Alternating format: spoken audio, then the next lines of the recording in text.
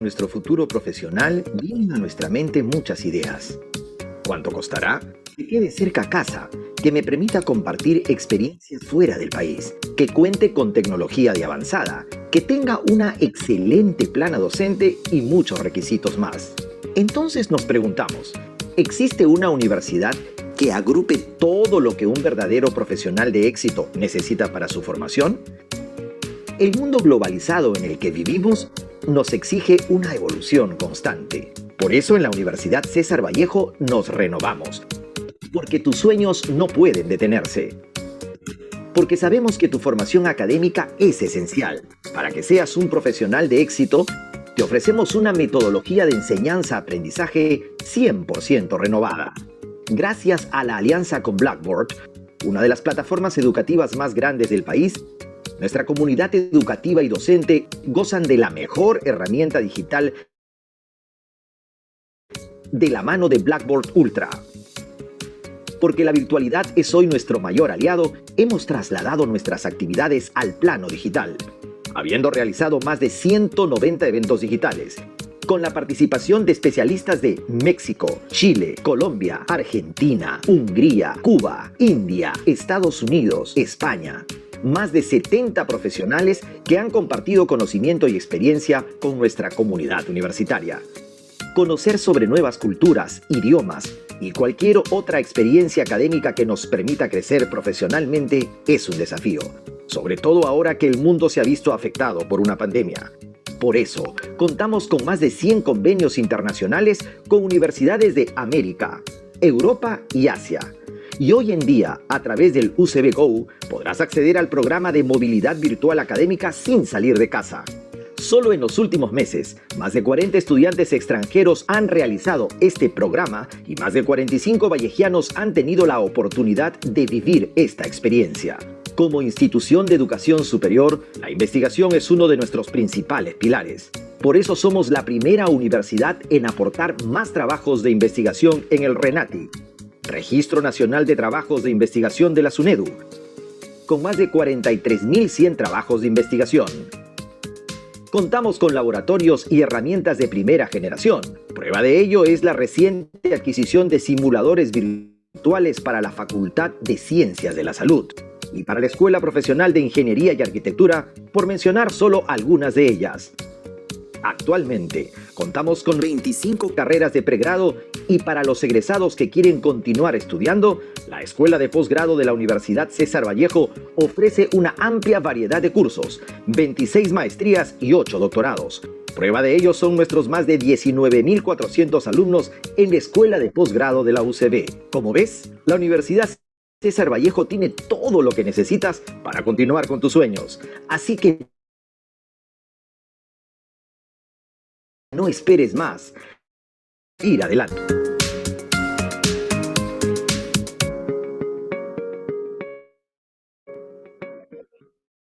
Futuro profesional, vienen a nuestra mente muchas ideas.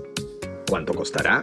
Que quede cerca a casa, que me permita compartir experiencias fuera del país, que cuente con tecnología de avanzada, que tenga una excelente plana docente y muchos requisitos más.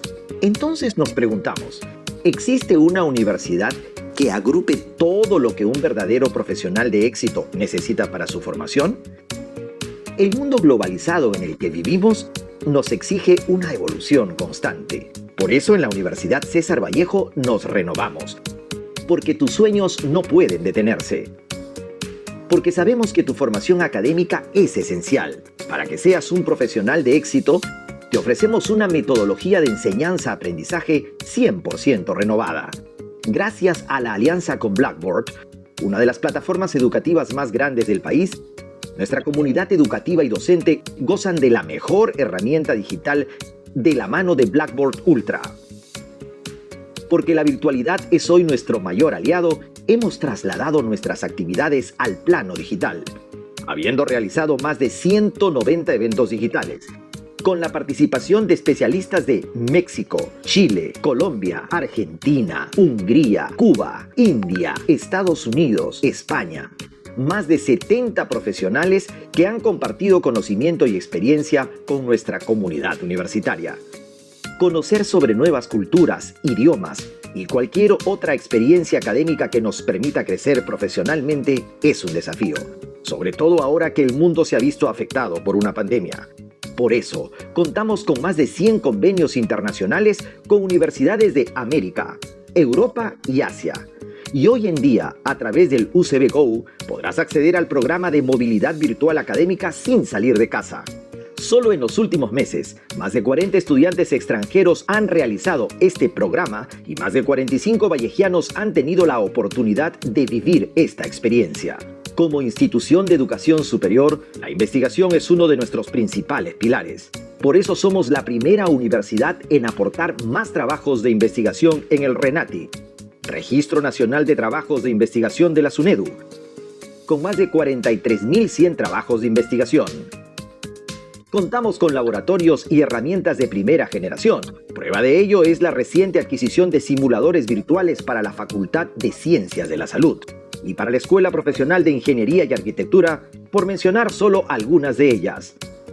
Actualmente, contamos con 25 carreras de pregrado y para los egresados que quieren continuar estudiando, la Escuela de Posgrado de la Universidad César Vallejo ofrece una amplia variedad de cursos, 26 maestrías y 8 doctorados. Prueba de ello son nuestros más de 19.400 alumnos en la Escuela de Posgrado de la UCB. Como ves, la Universidad César Vallejo tiene todo lo que necesitas para continuar con tus sueños. Así que no esperes más y únete a la universidad de los que quieren salir adelante.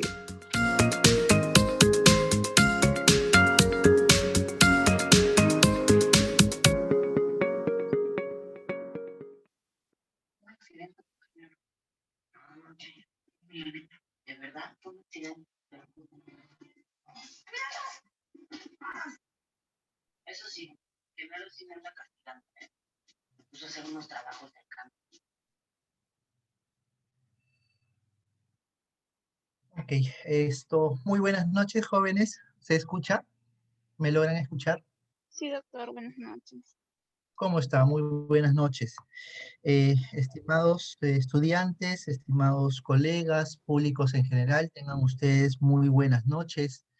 El día de hoy vamos a continuar con nuestro seminario de actualización de prácticas pre y profesionales en las diferentes modalidades de las áreas tanto educativa, organizacional y en el área clínica.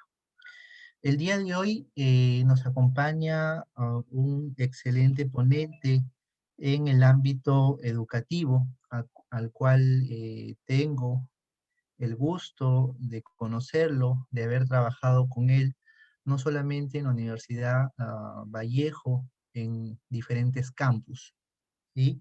El día de hoy nos acompaña el doctor Luis Alfredo Guzmán Robles.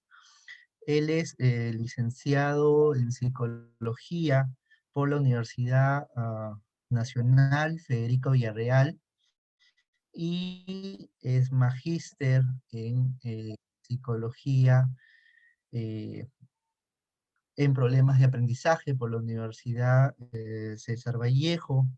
Ha sido también coordinador de la Escuela de Psicología, ha trabajado, tiene amplia experiencia en tema administrativo en la Universidad Vallejo. También ha formado parte del equipo técnico de acreditación y licenciamiento. Es asesor y revisor de jurado de tesis en pregrado. Cuenta con un diplomado en psicología forense. Maneja las experiencias curriculares de técnicas de observación y entrevista, técnicas proyectivas, ¿no? Y además también es conferencista tanto a nivel nacional e internacional.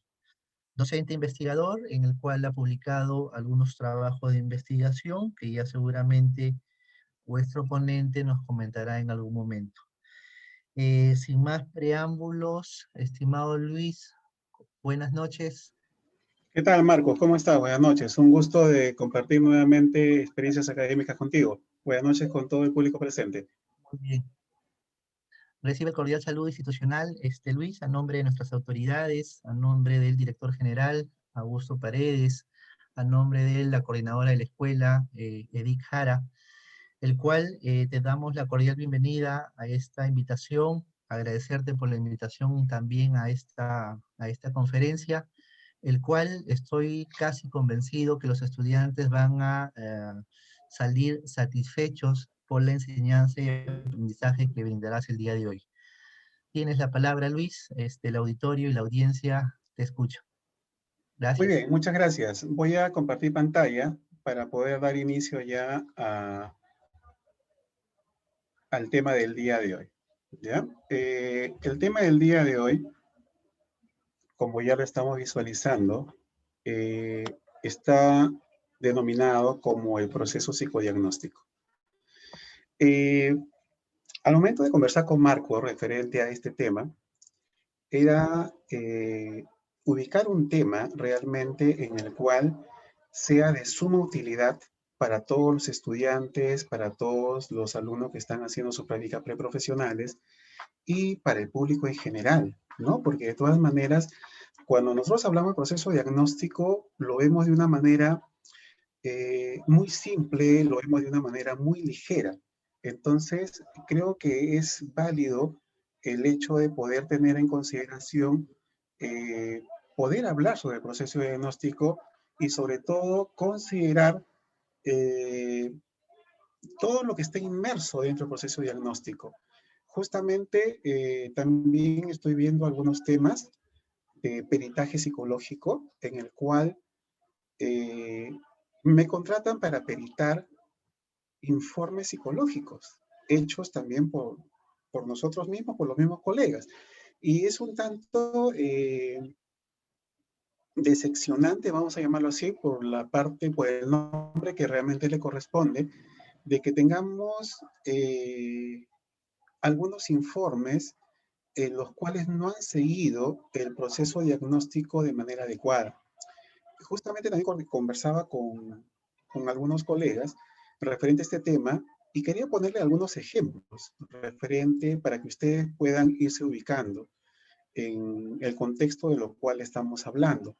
Sin embargo, no quisiera que esto sea una crítica a la parte formativa o a la parte de desempeño profesional, sino más bien un proceso en el cual nosotros podamos aprender la importancia que tiene el proceso psicodiagnóstico.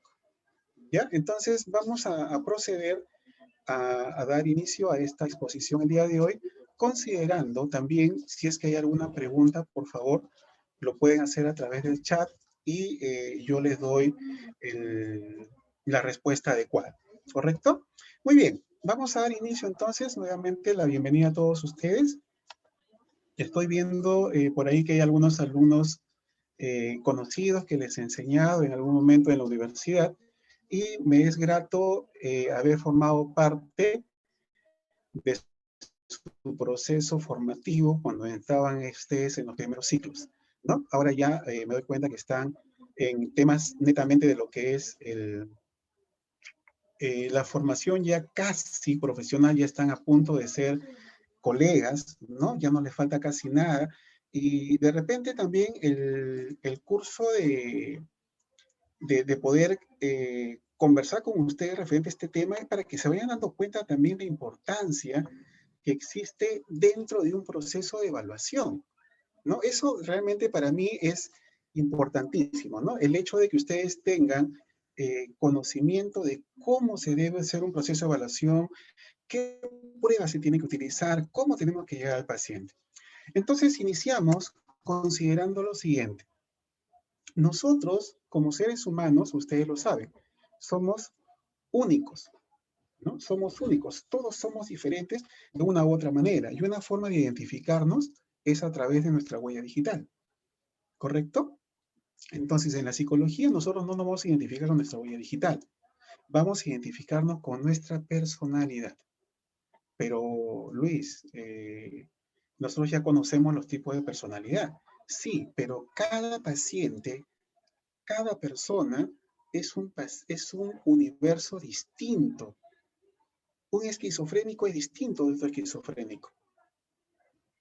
Un paranoico es distinto de otro paranoico. Entonces, al tener en consideración ello, ¿qué es lo que yo voy a hacer como profesional de la psicología? Debo de exigirme al máximo y buscar los últimos estudios que se han dado y se están realizando para un proceso de evaluación y para un proceso psicodiagnóstico. ¿Correcto? Ahora, esto es sumamente delicado. ¿Por qué le digo sumamente delicado? Porque los resultados que nosotros podamos obtener en un proceso diagnóstico van a favorecer la estabilidad emocional del sujeto evaluado o simplemente van a generarle un problema emocional. ¿Ya? Por eso le digo que es muy importante lo que vamos a ver el día de hoy, como todos los temas que vemos en psicología. Buenas noches, Soledad. Buenas noches, Esperanza. Buenas noches, Antonia. Buenas noches, Roxana. Es un gusto que estar participando nuevamente con ustedes. Entonces, si nosotros logramos comprender profundamente este tipo de intervención, vamos a hacer una intervención adecuada. ¿Correcto? Vuelvo a repetir, teniendo en consideración de que cada paciente es un universo distinto. Luis, pero los test que vamos a utilizar, ¿qué tenemos que hacer? ¿Tenemos que modificarlos? No, no tenemos que modificarlos, sino que tenemos que adecuarnos nosotros como profesionales a la evaluación que tenemos que tener con nuestro paciente. Es eso lo que yo quiero decirles, es eso lo que yo quiero que nuevamente ustedes tengan en consideración. Bien. El psicodiagnóstico en sí, vamos a tener en consideración que es un proceso. Este proceso nos va a permitir tener una vinculación dentro de una situación bipersonal, ¿no? El profesional y el evaluado, ¿correcto? El profesional y el evaluado. Ahora, no solamente puede ser una persona, ojo, si nosotros hacemos terapia individual o psicoterapia individual o hacemos una evaluación individual, va a ser una persona.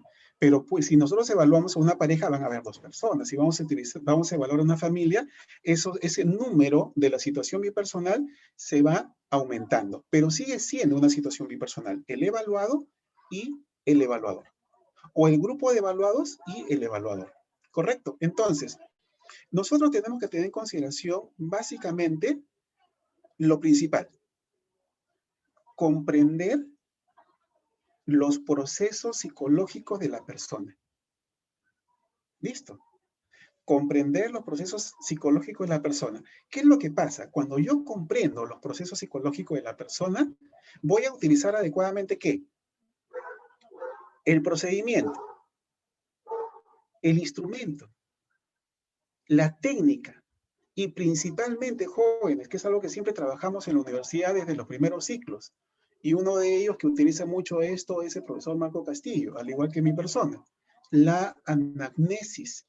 Porque nosotros tenemos que tener en consideración que los aspectos pasados son de suma importancia en el desarrollo de la estructura de la personalidad del sujeto evaluado.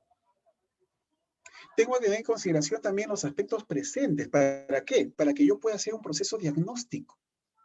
Y tengo que tener también el aspecto a futuro. ¿Para qué? Para tener en consideración el pronóstico de lo que yo estoy evaluando. Entonces, vuelvo a repetir, no es tan sencillo el proceso de evaluación. No es que el profesor te diga o en tu centro de práctica te diga, evalúa, aplícale tal prueba. Le aplico tal prueba, me salen tales resultados y listo, ya está. No, no es así. Por eso le digo, para mí este es un tema importantísimo porque nosotros ya estamos trabajando en el proceso de evaluación de una persona.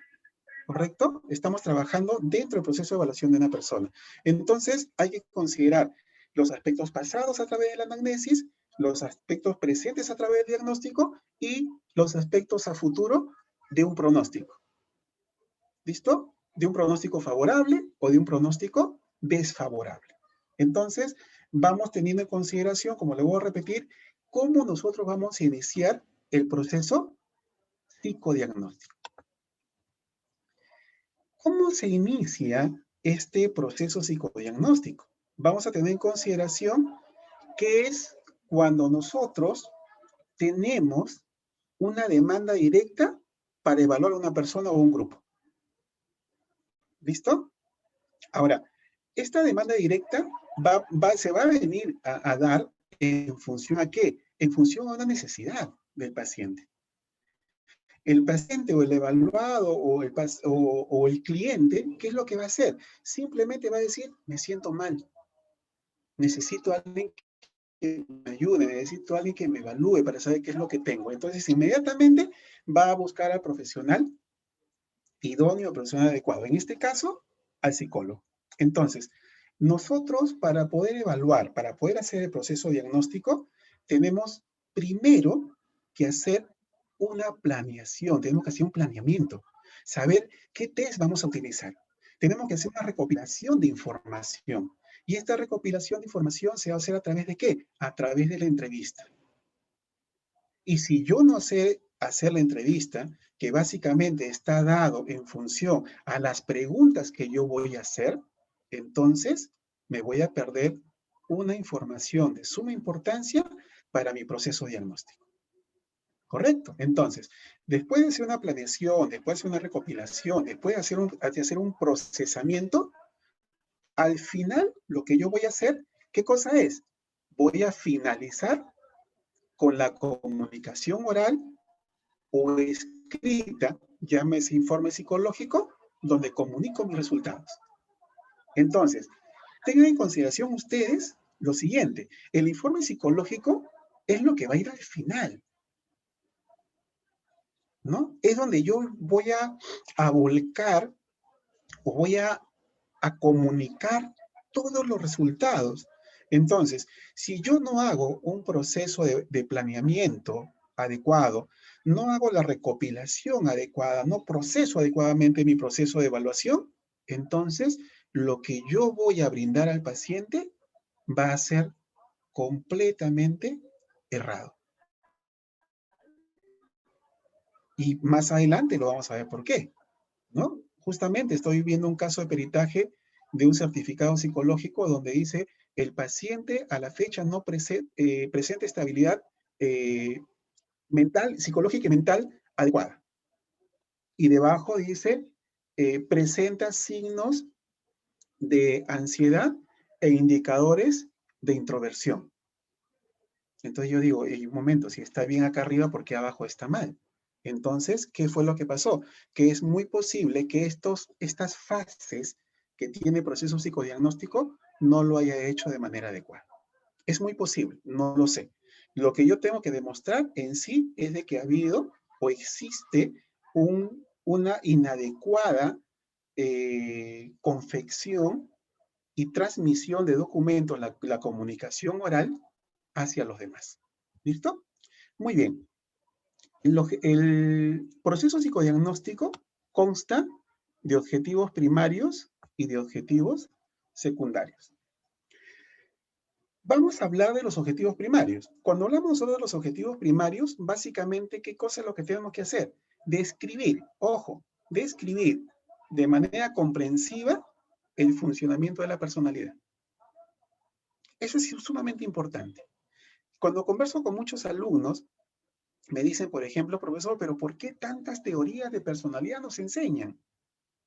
Justamente te estamos enseñando todas las teorías de personalidad para que tú te cojas de una de ellas y sustentes la comprensión más amplia posible de cómo funciona la personalidad de ese sujeto. Puede ser la conductista, puede ser la psicoanalítica, ¿no? Cualquiera de que nosotros conocemos. Ello, ¿qué nos va a permitir? Nos va a permitir que hagamos una adecuada intervención terapéutica. ¿Se dan cuenta? Ese es el objetivo primario. ¿Ya? El objetivo primario. Una descripción comprensiva lo más amplia posible de cómo funciona la personalidad de ese sujeto. ¿Ello a dónde nos permite? ¿Qué nos permite? Nos permite una adecuada intervención. ¿Correcto? Muy bien. Ahora vamos a pasar a los objetivos secundarios. Buenas noches con todos los que se están integrando nuevamente y gracias por esos saludos afectuosos que lo único que hacen es realmente movilizar emociones y recordarlos, como estaba diciendo, a ustedes cuando estaban en sus primeras etapas de formación en la universidad. El objetivo secundario, uno de ellos es brindar al paciente una experiencia de relación interpersonal. Esto implica, ¿qué cosa, señores? El ser escuchado. el ser aceptado y saber que el profesional que me está atendiendo no me va a juzgar. ¿Correcto? Ahora, ¿cómo el paciente o el evaluado se va a dar cuenta de que no está siendo juzgado? Por nuestra expresión facial. Por nuestra expresión facial. Perdón. Entonces, si mi paciente me dice algo que yo lo considero dentro de mis prejuicios personales, lo considero como algo inadecuado, inmediatamente mi rictus facial, mi expresión facial va a cambiar. ¿Y qué es lo que qué es lo que va a sentir este paciente? Va a sentir que está siendo juzgado, va a sentir que no está siendo aceptado. Y cuando nos dice algo y nosotros le decimos otro nombre, por ejemplo, no está siendo escuchado. Entonces, los objetivos principales de lo que es el proceso psicodiagnóstico es que el paciente se siente escuchado, aceptado y no juzgado. Básico y fundamental. Ahora, tenemos que valorar también el esfuerzo que hace el paciente. Es difícil, es complicado que un paciente se aperture emocionalmente frente a un desconocido que es el psicólogo. Casualmente ahí viene el tema de rapport, ¿no? Viene el tema de rapport, viene el tema de empatía, que lo vamos a hablar más adelante. Entonces, lo que nosotros tenemos que hacer es básicamente tener en consideración cómo ese sujeto se ha desarrollado dentro de su niñez, dentro de su infancia, ¿correcto? Hay que tener en consideración ello. Esos eventos, esos actos que ha tenido en el pasado, de todas maneras se va a relacionar con el presente. Recuerden ustedes, es muy posible que se produzca una apercepción, ¿no? Que son las experiencias pasadas que se reviven con una experiencia actual. Y obviamente que ahí el paciente está haciendo una valoración tremenda emocionalmente para poder brindar la información que requiere al profesional. Entonces, nosotros tenemos que tener en consideración lo siguiente. Para determinar el pronóstico, si es un pronóstico favorable o es un pronóstico desfavorable, tenemos que tener en cuidado lo siguiente. La motivación del paciente. ¿Qué lo llevó a que lleve, o qué lo llevó, perdón, disculpe la redundancia, a que vaya a buscar ayuda profesional? Tenemos que tener en consideración las respuestas. ¿Qué tanto tiene ese proceso de tener una recepción adecuada de todo el trabajo profesional que está haciendo el psicólogo? ¿Y esto para qué es? Porque al final nosotros lo que tenemos que hacer es un feedback. Tenemos que hacer una retroalimentación relacional. Terapeuta-paciente. Evaluador-evaluado. ¿Correcto? Entonces, ahí miren ustedes cómo de una u otra manera ya se está formando esa relación bipersonal que les hablaba anteriormente. Bien, no se olviden, si hay alguna pregunta, lo hacen por el chat, por favor, y podemos darle la respuesta adecuada. Nuevamente, buenas noches con todo. Yesenia, buenas noches. Qué gusto, hija, tenerte por acá. Muy bien. Ahora ustedes dirán, ah, caramba, vamos a hablar sobre el encuadre, pero ya, eso ya sabemos, pues el encuadre, ¿no? El encuadre es decirle, pues, cuánto tiempo dura la relación terapéutica, la hora terapéutica y todo ello, ¿correcto? Pero que si bien es cierto, eso lo asumimos como una situación que forma parte de, pero tenemos que darle la importancia necesaria. En el encuadre, nosotros tenemos elementos estables y elementos adaptables. En los elementos estables, que no se van a modificar, es el lugar, ¿no? Donde yo voy a hacer mi evaluación, voy a hacer la entrevista. Pero, Luis, ahora estamos en tiempo de pandemia, ¿cómo hacemos eso? Obviamente que vamos a explicarle a nuestro paciente que la evaluación se va a dar a través de una plataforma, llámese Zoom, llámese Blackboard, llámese Meet, cualquiera de las que nosotros podamos utilizar. Y acá también tenemos que tener en consideración lo siguiente, el tiempo y el número de entrevistas. Básicamente, el evaluado siempre te va a preguntar cuánto va a durar la terapia. ¿Y cuál sería la respuesta en ese caso? tenemos que primero tener en consideración cuál es el diagnóstico que tiene, cuál es la motivación que tiene el paciente, para que de esta manera podamos nosotros tener en consideración el tema, ¿correcto? A ver, acá Armida Tomás nos está preguntando si la anamnesis se toma en la primera sesión y es en una sola sesión. A ver, cuando nosotros hablamos de las sesiones terapéuticas, por lo general recomienda que sean entre 3 a 4 sesiones. Eso es lo recomendable. ¿Qué es lo que sucede? Que en la primera entrevista que vamos a tener es la consulta. Es donde nosotros vamos a reseccionar la mayor cantidad de información para poder establecer en ese momento primero una hipótesis diagnóstica y posteriormente vamos a hacer una presunción diagnóstica.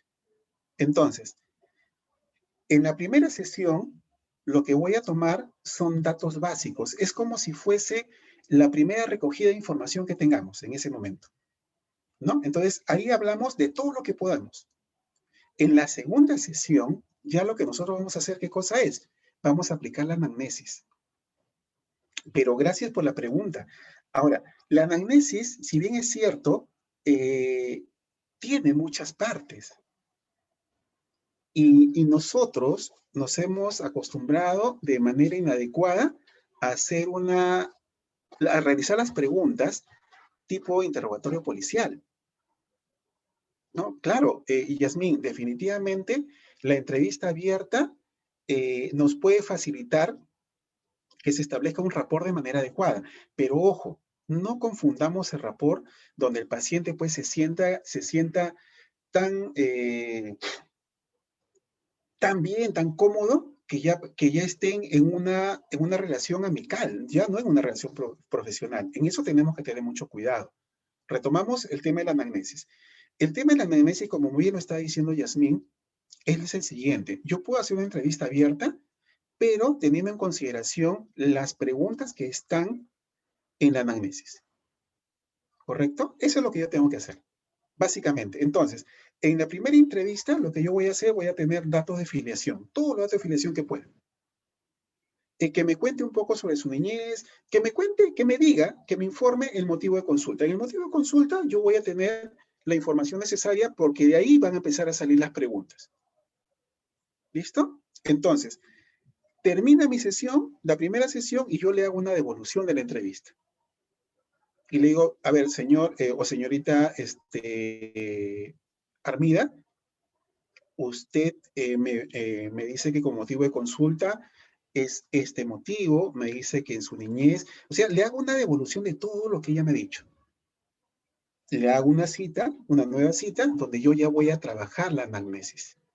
Porque es necesario, es importantísimo la anamnesis. Entonces, lo que muchos pacientes creen de que tienes tu primera cita y ya empezó la psicoterapia. No, la psicoterapia no empieza en la primera cita. La psicoterapia se va a dar una vez que ya tú hayas obtenido todo ese proceso en el cual aplicaste la anamnesis, tienes una hipótesis diagnóstica, haces la evaluación y posteriormente ya tienes una presunción diagnóstica. En función a ello, recién tú puedes establecer el número de entrevistas. En función a ello. ¿Listo? A ver.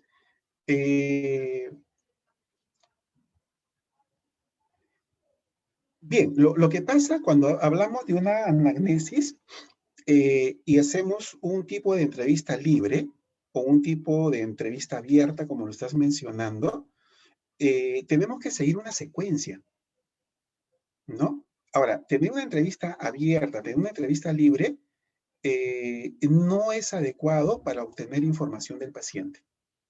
¿Por qué? La anamnesis es un instrumento clínico que tiene partes y que esas partes nosotros tenemos que buscar la información. Entonces, nosotros lo que podemos hacer es, hábleme sobre su niñez. Listo, niñez en lo que corresponde al tema de lo que es la anamnesis. Hábleme de su familia, tema familia. Hábleme sobre sus estudios, tema estudios. Y así sucesivamente, vamos a ir avanzando, ¿correcto? Claro, realmente es una entrevista estructurada, Michelle, ¿no? Pero para no hacerlo de esa manera tan estructurada que va a aparecer un interrogatorio policial, entonces tenemos que facilitar al paciente que no se sienta tan abrumado con las preguntas. ¿Cómo se llama su mamá? ¿Cuántos años tiene? ¿A qué se dedica? ¿Cómo es ella? Descríbala. Y ahora, ¿cómo se llama su papá? ¿Cuántos años tiene? ¿A qué se dedica? Descríbalo. Su hermano mayor, ¿cómo se llama? ¿Qué edad tiene? ¿A qué se dedica? Descríbalo. Entonces, el paciente se va a sentir abrumado porque es, como yo siempre lo digo, parece un interrogatorio policial. Si yo le hago esa pregunta, por ejemplo, dígame con quién vive o con qué personas vive. Ah, vivo con mi mamá. ¿Y cómo se llama su mamá? Cuénteme sobre ella. Ah, mi mamá se llama María, tiene 60 años, es muy cariñosa conmigo. Entonces yo ya estoy obteniendo la información necesaria. ¿Listo? Eso es muy importante. Ahora, vuelvo a repetir, el tema de lo que es, perdón, dejé de compartir la pantalla. El tema de lo que es el número de entrevistas, sí, vuelvo a repetir, el número de entrevistas es de acuerdo a la presunción diagnóstica que yo tengo. Otro de ellos, tengo que hacer los objetivos. Los objetivos. ¿Cuáles son los objetivos que yo quiero tener en este proceso psicodiagnóstico? El rol, que es muy importante, ahorita con Dori voy a dar respuesta a tu pregunta, el rol que yo tengo y la confidencialidad, que ese es un tema importantísimo. La confidencialidad, lo que debe quedar entre el terapeuta, el entrevistador, el profesional y el evaluado. Eso debe ser, pero sí, sagrado para nosotros. Y siempre tener en cuenta el rol, ¿no? Ubicarnos en el rol que nos corresponde. Yo soy el profesional, tú eres mi cliente. Porque justamente acá, Condori me dice, ¿cómo controlaría que el paciente no se quede hablando sobre un solo tema? Eso es favorable, Iro, es favorable, ¿por qué? Porque si te está hablando de ese tema, justamente ese es el tema que le está causando el malestar psicológico, le está causando la inestabilidad emocional. Entonces, lo que tendrías que hacer en ese momento es hacer las preguntas adecuadas para que tú, como profesional, psicólogo, puedas obtener el motivo latente de consulta. Porque si te habla, por ejemplo, tengo problemas con mi esposa no me atiende, mi esposa es una tal por cual, que por aquí, que por allá, entonces tú dices, ya, acá el tema está acá. El tema está acá. El tema principal de motivo de consulta está acá. Sino que al momento de decírtelo no te lo va a decir directamente. Exacto, Mari Rubí. Tenemos que profundizar más porque justamente me está hablando de eso. Y esa es una información, por eso le digo, nosotros tenemos que estar muy atentos a lo que nos dice el evaluado. Tenemos que estar completamente atentos porque nosotros no podemos dejar pasar por alto cualquier cosa que nos diga. Porque siempre, recuerden ustedes qué cosa es una manifestación inconsciente que está teniendo el paciente en ese momento. Se está aperturando, no le queda otra. Y si nosotros de una u otra manera sabemos escuchar, observamos adecuadamente sus movimientos, su expresión facial, decimos, ah, caramba, acá este es el problema. Y seguir preguntando, pero las preguntas tienen que ser formuladas adecuadamente. ¿Listo? Muy bien. Luego tenemos los elementos adaptables, ¿no? ¿Cuántas personas van a ser implicadas? ¿No? Yo voy de repente, digo, tengo problemas en mi familia, entonces va a haber personas implicadas. Va a estar la mamá, va a estar el papá, en caso de que sea casado, va a estar la esposa o el esposo o los hijos, ¿no? Roxana Kawashima nos dice, en caso de menores, ¿la edad de la confidencialidad se lleva a cabo o cómo se debe tratar con el apoderado? Eso lo vamos a ver más adelante. Es una buena pregunta, es una buena pregunta. Ya, Roxanita, es una buena pregunta, pero justamente lo que tenemos que tener acá en consideración es que la confidencialidad se va a dar con todos, sean mayores o sean menores, ¿ya? Ya, a ver, acá Elian me pregunta si se toca un toma, por ejemplo, ¿no? Que han alargado el confinamiento y se queda hablando sobre eso, le podemos hacer una pregunta que lo saque del cuadro. Por ejemplo, ¿no? Está hablando y dice, sí, mira que este proceso del confinamiento no nos deja trabajar, doctor, y tenemos que estar haciendo pues la terapia vía Zoom, yo no quiero porque a mí me gusta estar presencialmente, y todo esto pues es una jarana, que por aquí, que por allá, y tú qué cosa le dices, puedes decirle en ese momento, por ejemplo, le puedes decir, sí pues señor, ¿no? Está haciendo bastante calor en estos momentos. Entonces, lo vas a sacar de su pensamiento y vas a hacer que él empiece a mirar a otro lado y diga, sí, pues tiene razón, ¿no, doctor? También el calor que está fastidiando y que por aquí y por allá, y ahí entras donde tú quieres preguntar más, donde tú quieres ahondar más. ¿Listo? Esa es una estrategia que generalmente se recomienda. Ahora tenemos que ver también el número de entrevistas necesarias que se tienen que hacer. No, de nada, Elian, de nada. Es el número necesario de entrevistas que tenemos que hacer. Ahora, otra cosa también, la batería de pruebas a utilizar. El hecho que yo quiera evaluar y quiera obtener la mayor información de mi paciente, no implica que le voy a aplicar 16 pruebas psicológicas, señores. He tenido un informe a la mano que han aplicado 16 pruebas. Entonces, yo digo, ¿16 pruebas para qué? No es necesario, porque yo ahí me puedo imaginar que el colega de repente no sabe qué va a evaluar y se quiere asegurar con todo lo que tiene. Entonces, yo quiero evaluar problemas de pareja, voy a buscar instrumentos que midan los problemas de pareja o que evalúen los problemas de pareja. Yo quiero evaluar ansiedad, voy a aplicar test que midan ansiedad. Quiero aplicar, de repente tengo un paciente depresivo, tengo que evaluarlo con test que midan depresión. Eso es lo que tenemos que hacer. Casualmente, por eso se dice batería. Y yo mi batería mínimo o máximo debo tener 5 o 6 test que voy a evaluar considerando las técnicas, que en este caso es la entrevista y la observación. Entonces me quedan 3 test o me quedan 4 test. Eso es lo más importante. Mari Rubí me dice, ¿qué pasaría si un paciente viene buscando ayuda, pero su discurso se contradice justificando todo lo que se refiere? ¿Cómo se procede? A buscar la información de la contradicción. ¿Ya? Tú mismo lo estás diciendo. ¿Cómo puedo obtener, cómo se va a proceder? Justamente ubicando la contradicción. ¿Dónde se contradijo? Por ejemplo, tuve un caso donde había tema de violencia familiar. La señora, al momento de ingresar al consultorio, tropieza y el señor la coge para que no se caiga, su esposo. Entonces, yo le digo, tengan cuidado. Y el señor me dice, doctor, a la mujer, ni con el pétalo de una rosa, pero sí con el tallo y las espinas. Ah, caramba, dije yo, ¿no? Yo pensé, acá hay algo, acá hay algo. Acá hay tema, sí, efectivamente había tema de violencia, se dan cuenta. Entonces, es muy importante la pregunta que nos ha hecho Mari Rubí, pero justamente es ahí donde yo, psicólogo, tengo que darme cuenta de la contradicción. ¿Por qué se contradijo?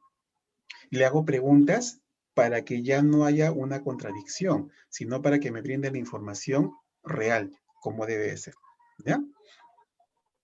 En un caso hipotético, si me toca entrevistar a alguien, me confirma algún crimen mortal, no sé, asesinato, ¿cómo debe proceder? Ya, acá viene el tema. Si yo soy ese paciente, ¿ya? Si yo soy ese paciente y yo te digo, ¿sabe qué, doctor? Yo me siento muy mal porque he asesinado a alguien. Lo que tú tienes que hacer es guardar la confidencialidad. ¿Ya? ¿Por qué motivo? Porque tu paciente te está confiando algo a ti. ¿Correcto? Porque si él hubiera querido ir a la comisaría y quedarse culpable de un crimen, lo hubiese hecho, pero está confiando en ti. Eso lo vamos a ver también más adelante, pero te estoy contestando esto. En el caso que sea una evaluación forense, es distinto. Si a ti te contratan como psicólogo forense, es completamente distinto. Porque ahí sí tú estás evaluando las características de personalidad de ese sujeto. Si es un sujeto que puede ejecutar algún tipo de crimen o no. Ahora, María Teresa me dice, ¿se les puede persuadir para que declaren? No, porque esa no es tu función. Esa no es tu función. ¿Ya? Lo que tenemos que hacer acá es tener en consideración qué función estoy desempeñando. Como psicólogo clínico, como psicólogo forense, como perito de parte, es eso lo que tenemos que tener en consideración, ¿ya? No, no está siendo cómplice, no está siendo cómplice porque tú no has cometido el asesinato con esta persona. Recuerda, yo estoy yendo a buscarte porque me siento mal por el delito que yo he cometido. Recuerden ustedes la primera parte y dije, no juzgar. No juzgar. Lo que tenemos que hacer, chicos, para seguir avanzando en este tema es lo siguiente. Liberarnos de nuestros prejuicios. Si en este caso está planeando asesinar a alguien, sí, eso sí es distinto, porque ya está en peligro la vida de otra persona. Ahí sí, Walter, ahí sí. ¿Ya? Correcto, ahí sí, porque ya está en peligro. Justamente es lo que nosotros estamos viendo y vamos a verlo, ¿ya? Pero vamos con calma, pero vamos con calma. Si está en peligro la integridad física o la vida de alguien, sí, tenemos que comunicarlo. ¿Ya? Tenemos que comunicar. ¿Listo? Muy bien. En el caso de una menor que manifiesta estar embarazada, por ejemplo, y a lo mejor tiene miedo de que cuando se descubre la violación al paciente, ¿verdad? Como, a ver, es que estamos confundiendo mucho, nuevamente vuelvo a repetir, nuestra función como psicólogos clínicos es muy diferente a nuestra función como psicólogos forenses. ¿Ya? Si estamos viendo casos de asesinato, estamos viendo casos de violación, estamos viendo casos de embarazo, casos de aborto, eso directamente tiene que ir al psicólogo forense. Y eso tiene que ser pedido por una autoridad. En este caso puede ser el juez, puede ser el fiscal o puede ser por cualquiera de los abogados de la parte. ¿Listo? No, Roxana, no hay cargos de omisión de información. No hay cargos. Vuelvo a repetir, no hay cargos. ¿Ya? Hay un audio que está prendido, por favor, tengan cuidado. Me dice, ¿cómo me doy cuenta que alguien exagera en lo que manifiesta? Justamente, Moisés, te vas a dar cuenta que está exagerando cuando tiene una conducta histriónica. Y ahí te estás dando cuenta. Por eso le digo, es muy importante conocer la personalidad del sujeto. Estamos regresando a la primera diapositiva. Yo, evaluador, tengo que conocer todas las características de personalidad, tengo que conocer todos los trastornos de personalidad, porque en función a eso, yo voy a hacer mi presunción diagnóstica. Listo. Eso es lo que tenemos que hacer. ¿Ya? En caso de violación a un menor, sí puedo avisarle a sus padres. Nuevamente reitero, ¿en qué función nos estamos encontrando? ¿Como psicólogos clínicos o como psicólogos forenses? Son dos funciones completamente distintas. ¿Ya? Por eso le digo, hay que ubicarnos qué función en la que estamos cumpliendo. Seguimos con los elementos adaptables, las dificultades que puede presentar el paciente. Hay pacientes que no se adaptan a la batería de pruebas que ustedes van a utilizar o simplemente se adaptan de manera muy rápida.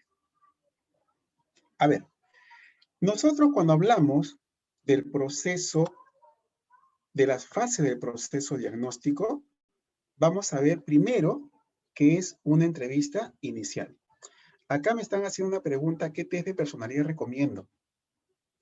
Yo no les puedo recomendar ningún test de personalidad, ¿saben por qué? Porque eso depende de lo que yo como evaluador o como psicólogo quiero evaluar. Estamos. Yo no puedo recomendar qué test deben. Yo voy a... si tú, profesor, en caso, por ejemplo, de una persona introvertida, ¿cómo lo puedo evaluar? Ya me estás dando un indicador que está pasando con ese sujeto. Ahí sí te puedo recomendar. Pero de manera general no les puedo recomendar. ¿Correcto? Al igual que los libros de autoayuda. No soy de recomendar libros de autoayuda, porque lo que le hace bien a uno no le hace bien al otro. Hablábamos de rapport, ¿no? De que el paciente se tiene que sentir cómodo, se tiene que sentir bien con ustedes. Y el tema de la empatía, ¿ya? Por favor, de repente vamos a cambiar un poco acá el tema de la empatía, que nos piden que sintamos lo mismo que la otra persona. Que nos pongamos en los zapatos de la otra persona, ¿correcto? ¿Qué tal si la otra persona calza 35 y yo calzo 42? ¿Voy a poder meter mi pie ahí en ese zapato? No. La empatía viene a ser la comprensión de lo que está pasando con tu paciente desde el marco de referencia del paciente, no de mi marco de referencia. Por eso tenemos que tener en consideración que nosotros tenemos la empatía cognitiva y la empatía emocional. Entonces yo voy a pasar de la empatía emocional, inmediatamente tengo que pasar a la empatía cognitiva. No me puedo quedar con la emocional, porque si yo me quedo con la empatía emocional, voy a sufrir con mi paciente. Voy a abrazarlo y me voy a poner a llorar con él. ¿Se dan cuenta?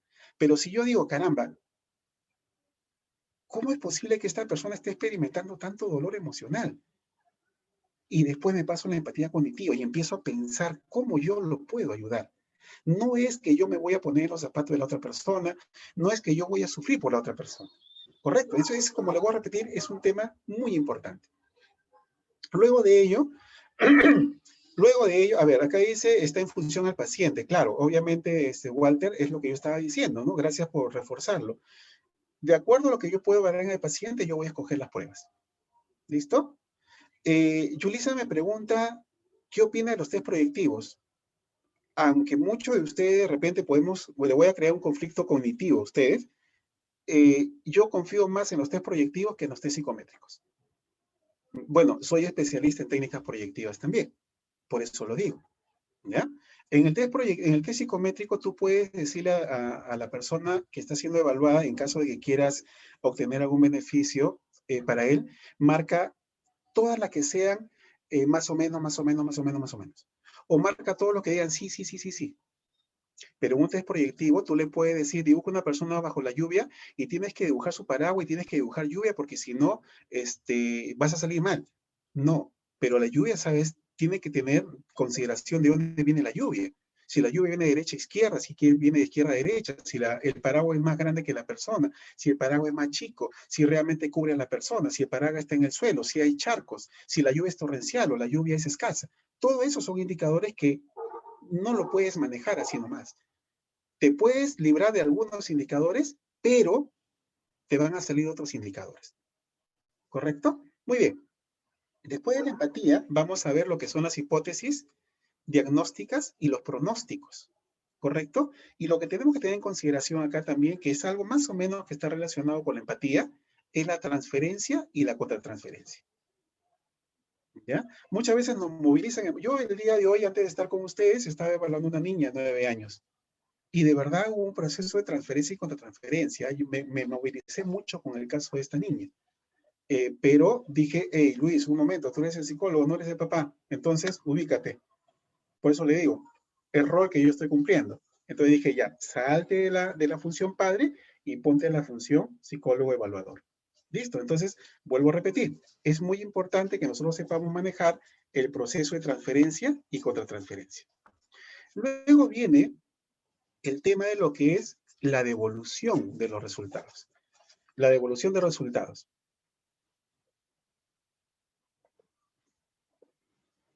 Ahora, la revolución de los resultados es un tema muy importante. Yo básicamente lo que tengo que hacer, ¿qué cosa es? Utilizar los términos adecuados para que mi paciente me pueda entender. ¿Correcto? Me puede entender. Una vez que yo hice ya la devolución de los resultados, ¿qué es lo que va a pasar? Es el cierre del proceso. Yo ya cierro el proceso. Y posteriormente al cierre del proceso, voy a ejecutar el informe escrito al solicitante. Ojo, yo no le puedo dar un informe psicológico a cualquier persona. Alguien lo tiene que solicitar. Entonces, ese informe lo va a hacer, lo va a solicitar otro profesional. Entonces, el informe tiene que estar dirigido al otro profesional porque eres quien lo está solicitando.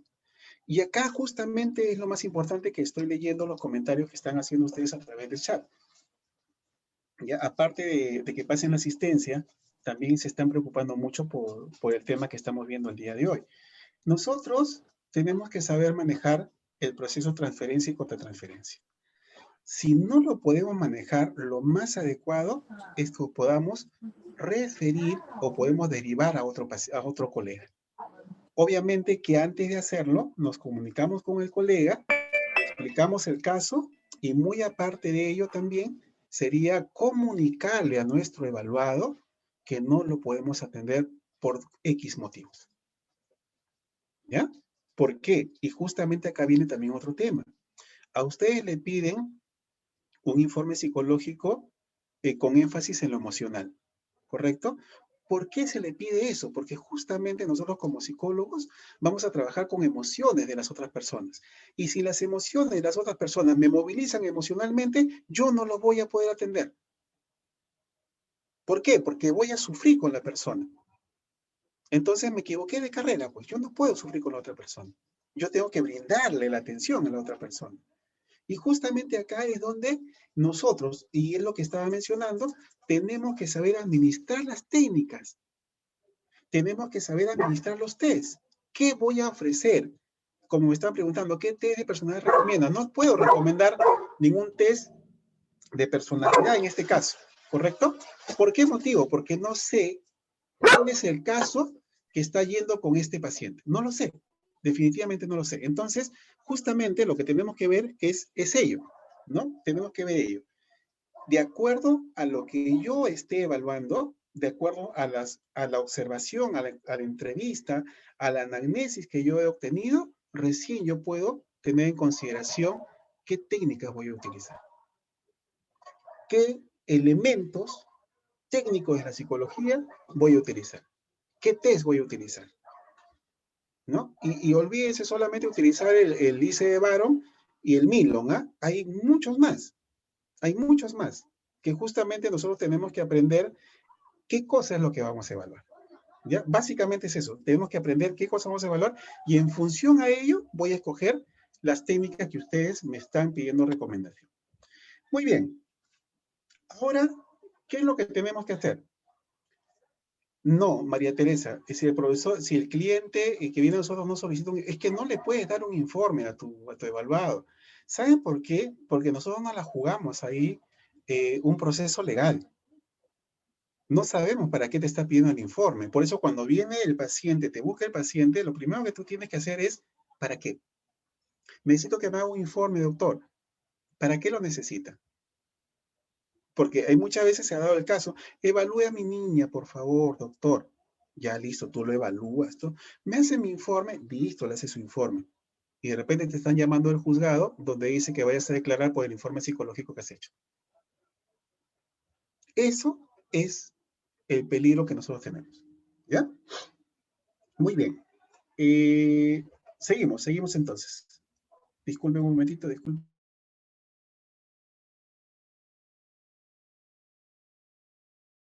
Muy bien, a ver. Acá Roxana nos dice, muchas personas tienen una idea equivocada de la labor del psicólogo y esperan una respuesta emocional cómo se puede manejar esa situación para no espantar al cliente. Es que justamente, Roxana, es mi expresión. Yo siempre en clase les digo, adoptamos la postura del psicólogo. Modificamos nuestra voz, modificamos nuestra expresión facial, nos acomodamos adecuadamente, ponemos nuestra mano sujetando nuestra cabeza. ¿Para qué? Para que el paciente sienta, perciba que le estamos prestando el interés que él requiere en ese momento. ¿Ya? Pamela, no es posible, vuelvo a repetir. Justamente el tema es de que muchas veces el paciente quiere que en una sola evaluación le haga su informe psicológico. Básico, jóvenes, ¿eh? Básico. Ustedes tienen que preguntarle por qué. Y ojo, no se olviden que ustedes, mientras no estén titulados y colegiados, no pueden firmar ningún informe psicológico porque los pueden denunciar. ¿Ya? Tengan mucho cuidado, por favor. El hecho de que ustedes sean egresados, el hecho de que ustedes sean bachilleres, pueden dar asesorías, pueden dar consejerías, pero no pueden firmar ningún documento. Porque eso es plausible de una pena privativa de la libertad. ¿Ya? No se le entrega ningún documento, salvo caso, Yesenia, que te digan para qué lo necesitan. ¿Ya? Salvo caso que te digan para qué lo necesita. Entonces, en función a ello, tú tienes que saber determinar si efectivamente es adecuado o no es adecuado hacer el informe. ¿Sí? Por eso siempre se coloca en la parte inferior del papel que diga el presente informe, el presente documento carece de validez legal, solo para fines informativos, solo para fines académicos. Ustedes le ponen el motivo, el por qué. Ahora, tenemos que tener en consideración que una vez que nosotros hemos firmado ese documento, ya tiene validez legal. Ojo, ya tiene validez legal. Pero si yo pongo debajo y digo, carece de validez legal solo para fines educativos, quiere decir que ese informe yo lo hice para fines educativos. No tiene nada que ver con lo clínico, no tiene nada que ver con lo legal. Por eso siempre nosotros tenemos que cuidarnos por ese lado, ¿ya? Ahora, ¿qué es lo que tenemos que hacer nosotros para poder abordar y obtener la información de la historia? El aspecto general y conducta. Tenemos que tener en consideración ello, ¿correcto? Cómo llega la consulta, cómo se presenta la consulta, la conducta que tiene, colabora con el proceso de evaluación, no colabora, mantiene contacto visual, no mantiene contacto visual. Entonces, todo ello es lo que nosotros tenemos que tener en consideración. La comunicación. ¿Cómo se comunica con en este caso, con el profesional? El motivo de consulta. Recuerden ustedes que tenemos dos motivos de consulta. El motivo de consulta manifiesto, que es lo que yo digo cuando voy a la consulta, y el motivo de consulta manifiesto, que es el motivo real por el cual yo estoy yendo a buscar al profesional. El factor desencadenante, ¿qué fue? Porque siempre se pregunta, ¿qué pasó? ¿Hubo algún evento que pueda haber desencadenado esto? Y esa es la pregunta fundamental que nosotros tenemos que hacer. En su vida transcurrido normalmente, ¿ha habido algún evento, algo extraño, algo inusual durante todo este tiempo? Sí, lo que pasa que una vez recuerdo que yo estaba yendo con mi carro y me chocaron. Listo, puede ser un evento, un factor desencadenante. ¿Listo? ¿Cómo se relaciona ese choque con el factor desencadenante? ¿Se dan cuenta? Tiene que haber un estresor, tiene que haber un motivo. Y también, ¿qué tanto se puede descompensar esta persona emocionalmente? ¿Listo? Entonces, miren, cómo nosotros ya a partir de ahí vamos a estar brindando la información necesaria para obtener todo lo que yo les estoy preguntando. ¿Cómo está funcionando o cuál es su funcionamiento yoico? ¿Cómo es su estructura yoica? ¿Cómo funciona su yo? ¿Correcto? El grado de evolución del super yo. El profesor, ¿usted está hablando de psicoanálisis? Sí, estoy hablando de psicoanálisis porque justamente es una de las mejores formas para obtener la información básica y fundamental del evaluado.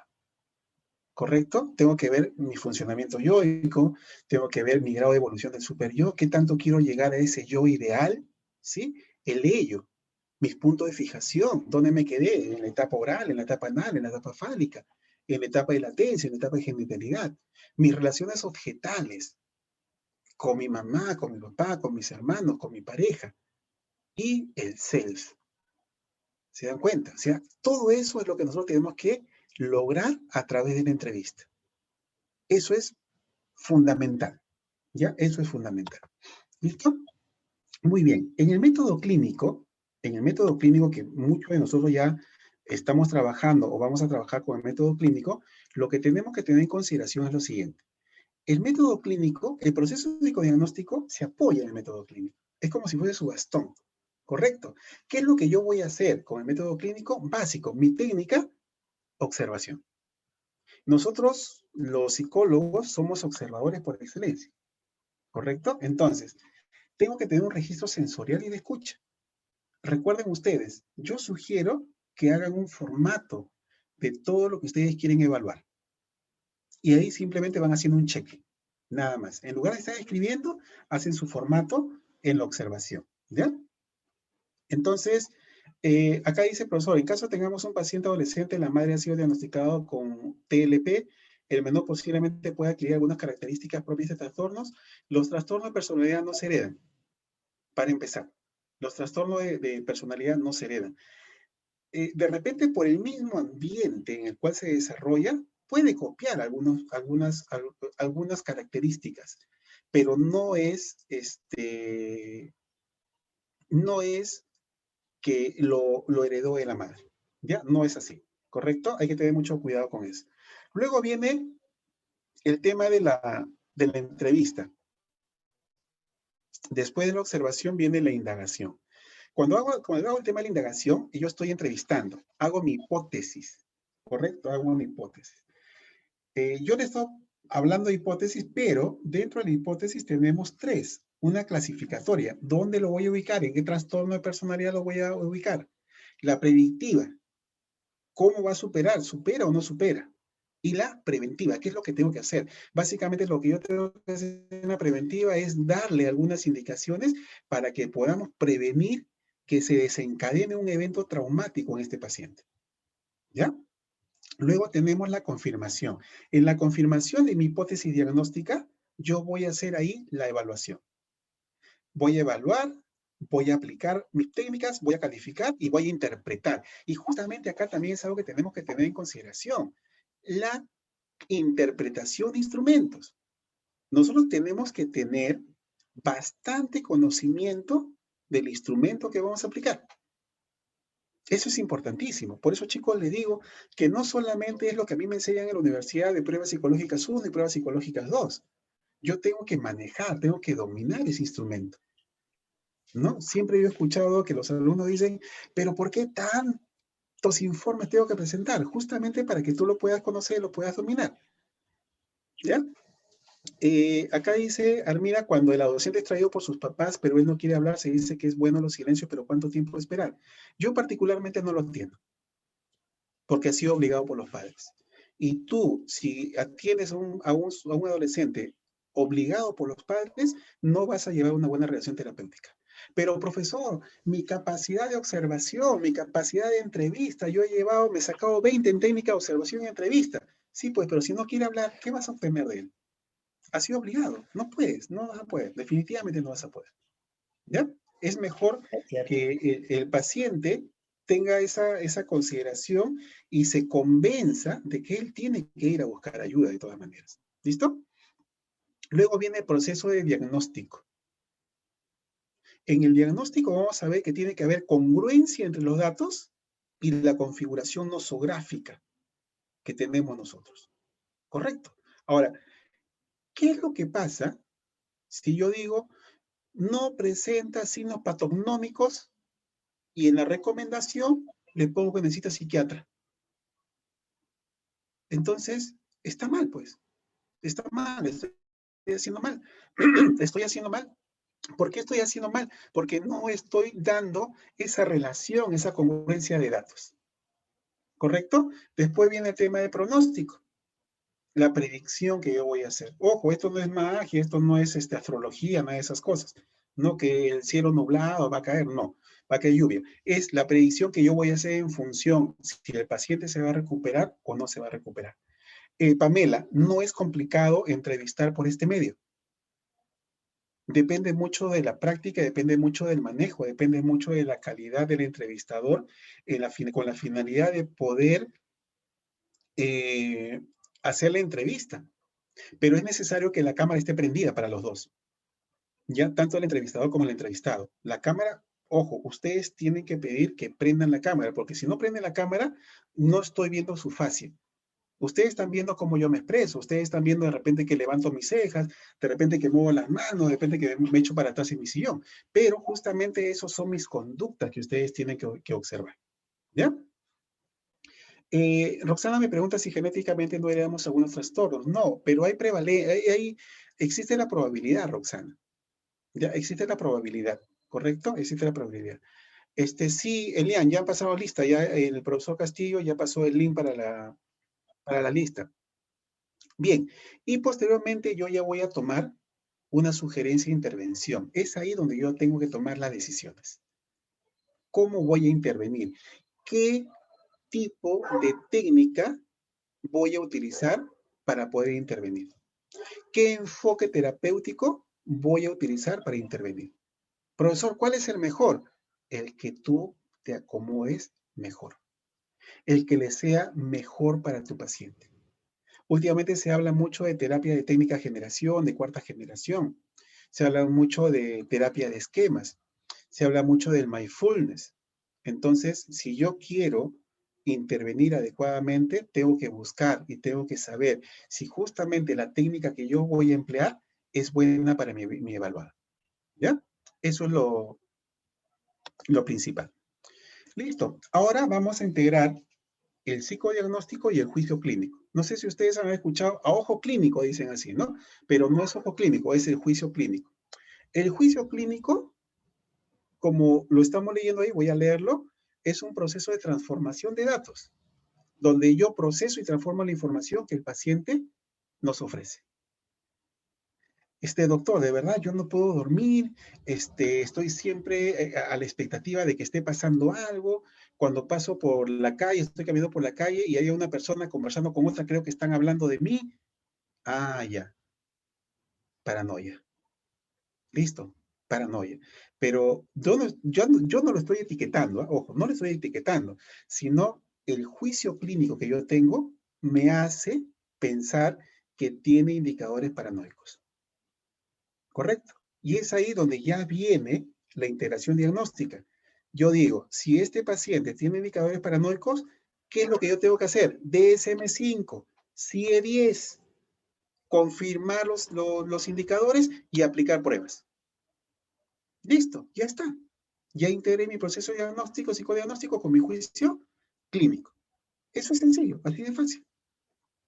Y acá viene justamente lo que estábamos hablando de la ética del proceso diagnóstico. Primero, el consentimiento. Y es ahí lo que me estaban preguntando muchos de ustedes, ¿no? ¿Qué hacer cuando el paciente viene obligado por otra persona? Fundamentalmente, nosotros tenemos que tener una relación profesional, básico, una relación fundamental, una relación profesional. Otra de las cosas es que el paciente tiene que ser una persona competente para decidir cognitiva y voluntariamente su asistencia profesional. Eso es básico. Listo, por favor, nuevamente lo voy a repetir.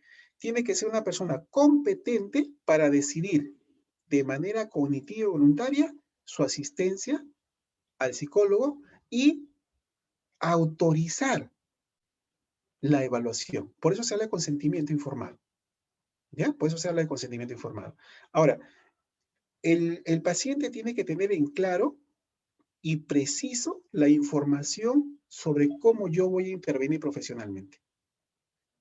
Y por último, no debe existir coacción externa.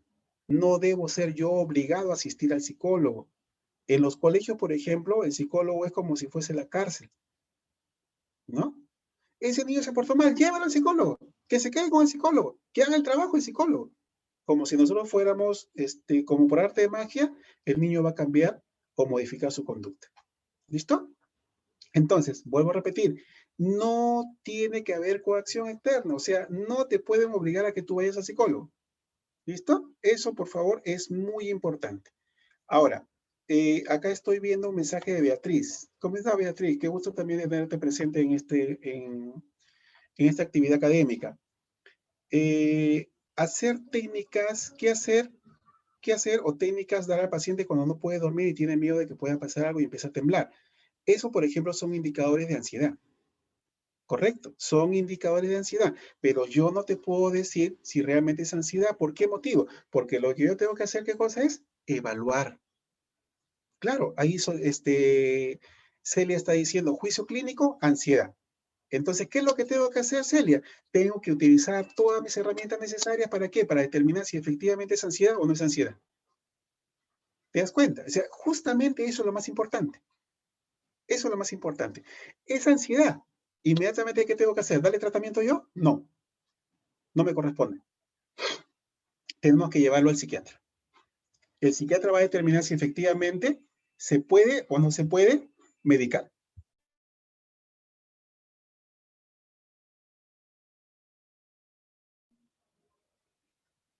¿Listo? Nosotros no podemos cometer el intrusismo profesional. ¿Ya? Y también, ojo chicos, ojo, es muy importante.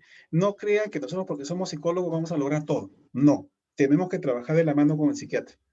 Tenemos que trabajar de la mano con el médico. Me duele demasiado la cabeza, no puedo dormir. Váyase al médico, por favor, que le haga una evaluación, que le haga su tomografía, que le haga una resonancia magnética, que le tome bueno, no me acuerdo en estos momentos. Y si no tiene nada, entonces viene para acá que ya es psicológico. Y es más, muchos pacientes llegan diciendo que ya han ido al médico y el médico le ha dicho que es psicológico. Correcto. Ahora, luego de ello, después del consentimiento, viene lo que es el contrato. ¿Ya? Viene lo que es el contrato. Objetivo del estudio y validez de los resultados. Eso es básico. ¿Ya? Eso es básico. Reevaluación. Yo, psicólogo, tengo que determinar cada qué tiempo lo voy a reevaluar. Cada 3 meses, cada 6 meses, cada año. ¿Por qué? Porque dentro de un tratamiento, dentro de un procedimiento terapéutico, existe una posibilidad de recaída. Y eso lo tenemos que explicar también a nuestro paciente. No es que el profesional sea malo, no, que haya realizado una mala praxis, ojo, no es así, sino que la misma condición del paciente hace de que se dé una recaída. Otro tema que también ya lo habíamos hablado es la confidencialidad y reserva en los registros de datos. Si por ahí, por casualidad, por ejemplo, Dios no lo quiera, su paciente se suicida y su mamá dice, él estaba en tratamiento con el doctor Guzmán. ¿Qué hizo el doctor Guzmán? Listo, yo no le puedo brindar datos a la mamá, pero si la policía me dice, ¿no? La investigación me dice, la DIRINCRE me dice, señor, ¿sabe qué? Acá hay un tema de suicidio, dice que el joven, el suicida, se ha estado tratando con usted psicológicamente, por favor, queremos la información. Por eso es necesario que ustedes guarden todo lo que corresponde a la evaluación de su paciente. Ahora que estamos en medio del Zoom, por ejemplo, guardar las grabaciones, guardar los instrumentos que ustedes han empleado, porque eso le va a servir, arman su file por cada paciente. Yo recomiendo, jóvenes, que sean ordenados para ello. Toda documentación que tiene que su paciente, tenerlo registrado, porque eso le va a servir, ¿no? Y al final, nuevamente, ya con esto terminamos, la comunicación de resultados, lo que es el informe, ¿no? El informe psicológico, o simplemente la devolución de los resultados. Ahora, es un tema importantísimo, jóvenes, la capacitación del psicólogo. Esto, por ejemplo, estas capacitaciones que ustedes hacen y dicen, ay, nuevamente capacitación. ¿Y por qué la capacitación? Es para que ustedes vayan aprendiendo todo lo que va a ser favorable para ustedes cuando ya se desarrollen profesionalmente. El psicólogo, dentro de su práctica profesional, tiene que ser competente, tiene que ser comprometido con aspectos profesionales. No solamente profesionales, sino también éticos, jurídicos, y conocer también todo lo que corresponde a los procesos emocionales y culturales del paciente. Tengo un paciente en la selva, tiene sus ideas, tiene sus costumbres, tiene sus creencias irracionales. Tengo un paciente en la sierra, viene con lo mismo. También tiene sus ideas irracionales, también tiene sus creencias muy aparte y muy diferentes que los que tienen de la selva. Entonces, es muy importante, jóvenes, que nosotros tengamos en consideración todo esto, ¿no? La capacitación del psicólogo. Ahora, justamente estamos viendo un curso sobre neuroeducación en la Universidad Cayetano, cuesta 500 soles. Y yo veo en las redes sociales, por ejemplo, capacitación, curso de taller a 8 soles, solamente la exposición. Si quieres con PPT, 12 soles. Y si quieres con el video, 18 soles. Si quieres con certificado, 22 soles. ¿Eso es digno de un profesional de la psicología? Creo que no. Creo que no. Entonces, vuelvo a repetir, la práctica profesional tiene que ser competente, tiene que ser comprometida, como yo me estoy formando. Y dentro de ese compromiso, tengo que tener los aspectos profesionales, éticos y jurídicos. Recuerden que nosotros somos plausibles de juicios por una mala praxis. ¿Listo? Como le digo, yo por lo general, últimamente me estoy dedicando mucho a ese tema de hacer peritajes. Y es de verdad un tanto vergonzoso para mí ver cómo se están haciendo de manera inadecuada este tipo de evaluaciones. En la fase 2 vamos a ver la administración de pruebas y obtención de datos. Básicamente lo que tenemos que hacer, ¿qué cosa es? Es preservar la intimidad del paciente. Listo. Si a mí me dicen, por ejemplo, profesor Guzmán, usted, profesor, bueno, profesor no, X alumno o X alumna ha sido su paciente, yo no le puedo decir si sí o no, porque eso forma parte de la intimidad del paciente. ¿Correcto? Eso es un tema muy importante.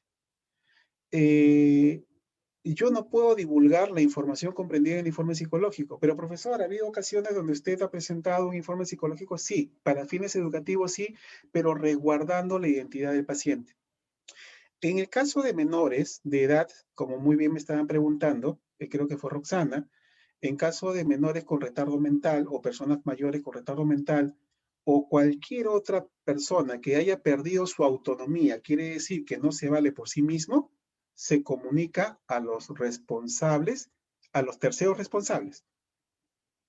¿Recuerdan ustedes, por ejemplo, cuando llenan su ficha para la universidad, le ponen tutor? Entonces, cualquier cosa que pase con ustedes, inmediatamente le comunican a su tutor. En este caso, nosotros, cuando tenemos un paciente que no tiene autonomía, lo que tenemos que buscar, ¿qué cosa es? ¿Quién se hace responsable de este paciente? Yo, su papá. Listo, por favor, acá hay un documento, firme usted el documento. Luego de ello, a ver, acá tengo una pregunta de Celia. ¿Qué tiempo debería pasar para volver a evaluar la batería? Por ejemplo, si hablamos de un MPI, 6 meses a más. Depende, vuelvo a repetir, depende del pronóstico que tengas. ¿Ya? Si tienes un pronóstico favorable, lo puedes hacer en los 6 meses. Si tienes un pronóstico desfavorable, a los 3 meses. ¿Correcto? Pero depende mucho. Recuerden ustedes, iniciamos la capacitación diciendo que cada paciente es un universo distinto del otro. ¿Ya? Luego, el protocolo de pruebas. ¿Ya? El protocolo de pruebas debe ser resguardado por el psicólogo evaluador. Yo tengo que tener todo lo que yo he evaluado a mi paciente.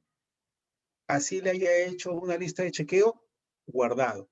La fecha, el día, la fecha y la hora en que fue evaluado. ¿Por qué? Porque yo tengo que armar su file. Alessandra me pregunta, ¿nos podría compartir cómo realiza la realización de programación de cita psicológica para no cruzarse horario? Ver la disponibilidad, me pasa a veces esa dificultad. A ver, ¿qué es lo que pasa?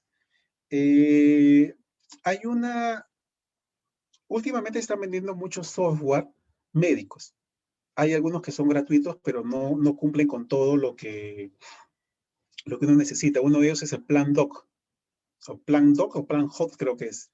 Entonces, ellos te ayudan a que puedas establecer tu cuadro de citas. ¿Ya? Eso es muy, muy bueno, pero ya son aplicaciones, son software, ¿sí? Que es necesario hacerlo. Muy bien. Otra de las cosas que podemos tener en consideración es lo siguiente: la certeza y validez de los resultados obtenidos. Yo tengo que verificar si efectivamente el resultado obtenido es válido y si es confiable también. Ahora, justamente lo que ustedes me están preguntando, ¿qué prueba puedo utilizar? No es sencillo utilizar o elegir una batería para poder evaluar. No es nada sencillo. Ni para mí es sencillo. ¿Por qué? Debido a la diversidad que existe de las pruebas psicológicas. Mucho depende también de los fundamentos teóricos, mucho depende de mi orientación teórica. Ustedes saben que yo tengo orientación psicoanalítica, ¿correcto? Hay una diversidad de test también. Hay muchos test que no son validados. Entonces, es complicado, pero lo importante es que cumpla el objetivo, cumpla las características y mis hipótesis diagnósticas. Si yo, en el ejemplo que les puse, y como dijo, creo que fue Celia, a juicio clínico es un paranoico, entonces yo tengo que escoger qué pruebas evalúan paranoia. Y es eso lo que yo voy a hacer. ¿Listo? A ver, dice profesor, ¿solo los que tienen especialidad en psicoterapia pueden hacer terapia de intervención? No. No. Nosotros nos formamos como psicólogos y nosotros como psicólogos podemos intervenir profesionalmente. Cuando hablamos de psicoterapia, estamos hablando de una forma de intervenir. Y si yo me quiero formar como, por ejemplo, en psicoterapia psicoanalítica, tengo que seguir un curso de psicoterapia psicoanalítica. Si a mí me gusta la Gestalt o la Gestalt, entonces hago un curso de psicoterapia de Gestalt y soy psicoterapeuta gestáltico. Ahora que está de moda el mindfulness, yo puedo seguir un curso formativo de mindfulness y mi intervención profesional va a ser basada en lo que yo estudié. ¿Ya? ¿Estamos de acuerdo? Sí, es eso lo que estamos hablando, Naomi. Muy bien, seguimos. No sé ni qué hora es, pero seguimos, ¿ya? Muy bien. Y tenemos ya la fase 3, que es la fase de comunicación de resultados. ¿Listo? Muy bien. En la fase de resultados está el informe psicológico. Recuerden que el informe psicológico es un documento clínico legal. ¿Ya? Es un documento clínico legal. Tengo que tener yo mi autorización firmada por mi paciente para revelar la información. Si mi paciente, yo le digo, ¿sabes qué? Hay un caso, tu caso me interesa mucho para enseñar a la universidad, él me tiene que dar la autorización. Ojo, en el documento clínico legal, en el informe psicológico, tiene que estar primero mi nombre completo, mi especialidad, en caso que la tuviera, y mi colegiatura, ¿correcto? Y mi colegiatura. Si no estoy colegiado, yo no puedo firmar ningún documento, ¿correcto? Hay que tener en consideración eso. En caso de menores, y era la pregunta que me hacían ustedes al inicio de la capacitación, se deben dar autorización, salvo caso que esté en riesgo la vida o integridad física o psicológica. Ahí yo sí puedo informar. Yo psicólogo sí puedo informar. Pero ¿qué es lo que pasa? Acá tenemos que tener mucho cuidado, tenemos que tener mucho tino, porque muchas veces hay una exageración de sintomatología clínica. Entonces, nosotros ahí es donde tenemos que saber evaluar y saber la conducta real que está manifestando este sujeto, porque muchas veces se ha dado en el campo forense de que el niño, cuando iba a llevar a juicio, le decía, ¿ya estás preparado para responder las preguntas que te vamos a hacer? Le pregunta a la colega, y el niño dice, sí, ya sé, porque mi abuela me enseñó qué es lo que tengo que contestar. Ah, caramba, tu abuela te enseñó. Eso quiere decir que las preguntas que le vamos a hacer no son del niño, las respuestas no son del niño, sino son las respuestas de la abuela. Estamos viendo acá en casos de violencia familiar. ¿Listo? Y tenemos también la devolución. Nuevamente viene el tema de la devolución. Tengo que transmitir los resultados al paciente. La empatía. Ojo, empatía cognitiva y empatía emocional. Saber cómo y qué informar y cuándo hacerlo, básicamente. ¿Ya? He tenido pacientes, por ejemplo, con crisis psicóticas que ya estaban más para el lado de lo que es la esquizofrenia. Entonces, saber comunicarlo, saber decirlo, ¿no? Decir, ¿sabe qué, señor? Usted tiene que ir al psiquiatra, ¿ya? Entonces, ¿pero por qué? Inmediatamente el psiquiatra y el psicólogo están vistos como solamente fueran enfermedades mentales. Y le tenemos que explicar, vuelvo a repetir, y al explicarle tenemos que utilizar una terminología técnica, perdón, tenemos que evitar la terminología técnica no comprensible para el paciente.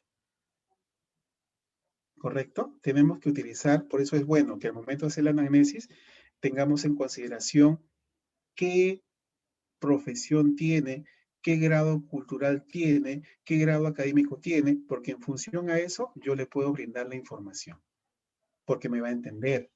En cambio, si una persona que no ha tenido estudios, no me va a entender y se va a preocupar mucho más por el diagnóstico que le estoy dando si utilizo palabras técnicas. ¿No? Señora, lo que pasa es que usted tiene un cuadro ansioso depresivo. ¿Qué pasó? ¿Por qué? ¿Por qué tanto? ¿Qué es lo que me va a pasar? ¿Estoy mal? ¿Estoy loca? ¿Me voy a morir? No, pues, ¿no? Tenemos que utilizar otros términos. ¿Para qué? Para que me pueda entender y de esta manera podamos hacer uso de la empatía con nuestro paciente. Y otra de las cosas, jóvenes, también es muy importante evitar la mala praxis. Eso sí es importantísimo, por favor, y sí yo se lo ruego e imploro, evitar la mala praxis. Si yo no sé algo, por favor, no lo haga. Prepárese para hacerlo. Nosotros podemos evitar la mala praxis, por ejemplo, por la imprudencia, cuando hacemos prácticas no autorizadas. Yo practico no, soy hipnoterapeuta y muchas veces he realizado hipnosis demostrativas y todos me han dicho, ¿y cómo lo hago? Es fácil, ¿cómo lo aprendió? Digo, la dije, hay una preparación de 6 meses, hay una preparación de 1 año, no lo puede hacer cualquiera. Pero de repente yo me leo un manual, de repente me hago un tutorial de YouTube y hago la hipnosis. ¿Y qué pasa si entra en crisis la paciente en ese momento? El tutorial no te va a decir qué vas a hacer. Por eso tienes que estar preparado justamente para hacer la terapia que realmente corresponde. La negligencia también es una mala praxis que conociendo el procedimiento no lo ponemos en práctica. ¿no? O sea, no es posible de que yo conozca un procedimiento que le puede favorecer a mi paciente y no lo pueda en práctica. Y por último, la impericia. ¿Cuándo se habla de impericia? Justamente cuando hay un perjuicio al paciente por procedimientos que no conoces o que no conozco. Y estos procedimientos los desconozco completamente porque no tengo la capacitación para poder hacerlo. Entonces, chicos, vuelvo a repetir, futuros colegas, están ustedes ya a puerta de ser colegas, por favor, tengamos en consideración todo lo que estamos haciendo y todo lo que estamos aprendiendo hasta estos momentos, ¿no? Para mí, de verdad, ha sido un gusto realmente que Marco haya pensado en mi persona para compartir con ustedes un poco de nuestros conocimientos. Muy bien, jóvenes, les agradezco su participación. Luis Guzmán Robles, un docente, he sido docente de muchos de ustedes. Ha sido un gusto reencontrarme con ustedes. Hay muchos alumnos que recuerdo gratamente, ¿no? Impericia es la palabra, Roxana. Un abrazo a todos ustedes y espero pues de que esta ponencia haya sido de su agrado y que forme parte de todo ese proceso académico y formativo que vamos a tener como psicólogos. Marco, ya hemos terminado la ponencia. No sé si hay alguna pregunta que hacer. Luis, antes de las preguntas que quisieran hacer los chicos, eh, queremos compartir este certificado, el cual quiere llegar en cuestión de minutos a tu correo electrónico. A nombre de la Universidad César Vallejo, otorga el presente certificado a Guzmán Roble Luis Alfredo por la ponencia en el Seminario de Actualización Profesional de Prácticas Preprofesionales, organizado por la Escuela Profesional de Psicología, Facultad de Ciencia de la Salud de la Universidad César Vallejo, Campus Ate, realizado el día 11 de febrero de este presente año, ¿no? Firman nuestras autoridades, el decano de la Facultad de Ciencia de la Salud, doctor Juan Quijano, y la coordinadora de la escuela, Magíster Eric Jara. Si hubiera alguna pregunta, por favor, estimados participantes, para nuestro ponente del día de hoy. Ya, acá, Marco, estoy viendo, aquí hay una pregunta de Yasmín donde dice la impericia y la imprudencia. La impericia está relacionado específicamente en que no te desempeñas en base a los conocimientos que tienes. Es básicamente, ¿no? Y la imprudencia es cuando tú no te has formado adecuadamente para algo y tú lo realizas como si fuese parte de tus conocimientos. Ahora, si bien es cierto, nosotros cuando ingresamos a psicología, a estudiar psicología los primeros ciclos, a todos nos pasa de que queremos sanar y curar a todo el mundo, ¿no? Queremos cambiar el mundo. Pero después, a medida que vamos avanzando, nos damos cuenta que no es lo real y no es lo adecuado, ¿no? Hay situaciones que son más concretas en las cuales nosotros podamos intervenir. ¿Alguna otra pregunta? A ver, dice ahí, ¿qué criterio debo tener en cuenta la consideración del tiempo de la evaluación y de revaluación? Justamente ya lo había manifestado Elian, depende del pronóstico. Depende del pronóstico de tu evaluación. Si es un pronóstico favorable, es un pronóstico desfavorable. Si es desfavorable, puede ser cada 3 meses. Y si es favorable, puede ser cada 6 meses. Y ya.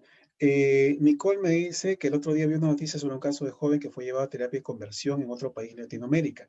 Y yo particularmente no conozco la terapia de conversión, Nicole. No te podría dar una respuesta porque no conozco la terapia de conversión.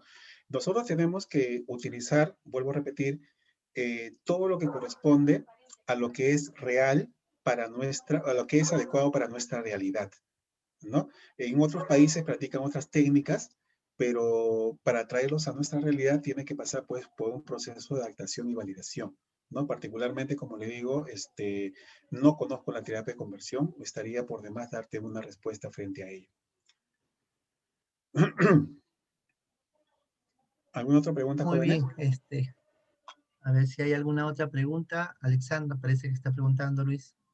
Sí, dice, en las atenciones en crisis con los pacientes con COVID, ¿qué tan importante es la evaluación? ¿Podríamos fijarme en su atención inmediata? Bien, es que en el tema de los pacientes con COVID, eh, no sé específicamente a qué te refieres con atenciones en crisis. No sé si es una crisis psicológica o es una crisis propia de lo que es el COVID, ¿no? Pero básicamente nosotros en la intervención que vamos a hacer, intervenimos directamente en lo que es la crisis emocional que puede estar pasando el evaluado en ese momento. Hay un proceso de angustia, si lo hablamos de términos psicoanalíticos, ahí existe la presencia de angustia. Y si lo hablamos en términos ya más clínicos, hay presencia de ansiedad, ¿no? Más que indicadores depresivos, es más el tema de lo que es indicadores ansiosos depresivos. Muy bien, Marco.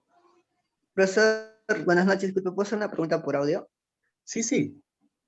¿Cómo estás, Ciro? Profesor, buenas noches, profesor. Bien, profesor. Profesor, esto es, bueno, en base a lo legal y a las preguntas que le estuve haciendo al inicio. Bueno, es algo que se me vino a la mente. Digamos que yo estoy siendo psicólogo, ¿correcto? Y yo estoy, digamos, no sé, en una institución y yo veo que mi paciente está sufriendo de violación o tocamientos indebidos. Y la institución me dice que yo debo informar o debo darle paso a la autoridad, ¿no? Digamos, porque es algo que está... Yo me enteré que mi paciente me contó y es un menor de edad. Y resulta que yo hago lo que se me está pidiendo. Informa a la madre procede con lo legal, todo, ¿no? Correcto. Pero luego, digamos, no sé, el que le estaba haciendo los tocamientos a la menor me denuncia a mí o me denuncian luego a mí por no haber mantenido eso en secreto. O esa parte no la entiendo, o sea, porque no sé cómo sería todo eso. Ya, es que acá tenemos que tener en consideración, primero, en qué institución estás trabajando. Si tú estás trabajando en un colegio, entonces lo que tú tienes que hacer de comunicación a la mamá, de que lo evalúe otro profesional, otro colega, ¿correcto? Porque en el colegio nosotros no hacemos evaluaciones psicológicas clínicas, ¿correcto? No es nuestra labor. Pero sí le dice, señora, sería recomendable que usted evalúe, ¿no? Haga una evaluación integral de su hijo con otro colega. Entonces, si es que lo que tú sabes, lo que te comentó el niño, también sale en la retroevaluación, entonces la validez tiene del otro evaluador, porque él no sabe lo que te ha contado el niño. ¿Ya? Ahora, el tema es de que si el que aparentemente hizo los tocamientos indebidos te hace una denuncia a ti por no guardar la confidencialidad, no es procedente porque tú no tienes que guardar la confidencialidad de la otra persona. Tú estás viendo que la vida del niño, la integridad física y psíquica del niño está en peligro. Y si está en peligro, sí tú tienes toda la facultad de poder hacer la denuncia respectiva. Pero ojo, teniendo todas las evidencias del caso, porque si no te vas a dar una patinada tremenda y sí, pues efectivamente te van a enjuiciar.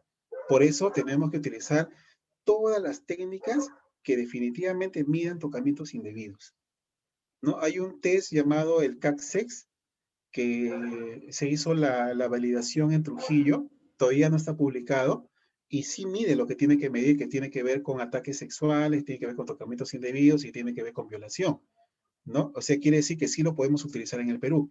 Eso ha sido creado en México, ¿no? Dios mediante este año, espero que salga la publicación para que lo podamos utilizar, lo podamos utilizar para nuestra realidad, porque es un test proyectivo. ¿Ya? Ya, profesor, gracias. Gracias. De nada, Iro. A ver, Sergio nos pregunta si es Ya está. Muy que... bien, estimados jóvenes. A ver, Hay una pregunta todavía, con esto terminamos ya, Marquito. Sergio me dice, si ya, me encuentro en un perfecto, centro gracias. educativo, ¿puedo permitir que la madre o el padre se encuentre con el menor durante la consulta? No, porque es un tema de confidencialidad. Ahora, tú le tendrías que preguntar, Sergio, si es que al evaluado, al niño, al adolescente, tienes que preguntar si él desea que su mamá o su papá esté presente en la consulta. Recuerden ustedes, la intimidad y el proceso de confidencialidad con el paciente. ¿Ya? Chicos, ahora sí, les agradezco realmente su participación. Marco, un abrazo virtual para ti. Gracias por haberme considerado en esta ponencia y espero encontrarnos pues más adelante. Muchas gracias con todos ustedes, jóvenes. Muy bien, muy Gracias. bien, Luis. Gracias por tu participación. Estoy casi convencido. Gracias, profesor. Estoy casi convencido que los jóvenes han adquirido un nuevo conocimiento en lo que es la parte práctica de la psicología clínica y sobre todo en la parte psicodiagnóstico, ¿no? A nombre de nuestras autoridades, gracias por la aceptación a este seminario de prácticas profesionales, Luis, y a los estimados jóvenes, pedirles por favor que nos acompañen el día lunes, también con un tema bastante interesante relacionado a el proceso de intervención de las adolescentes gestantes en tiempos de COVID. ¿Okay? Buenas noches con todos, muchas gracias por su participación, que tengan un bonito fin de semana. Gracias, buenas noches. Gracias, profesor. Gracias a ustedes, gracias, un gusto.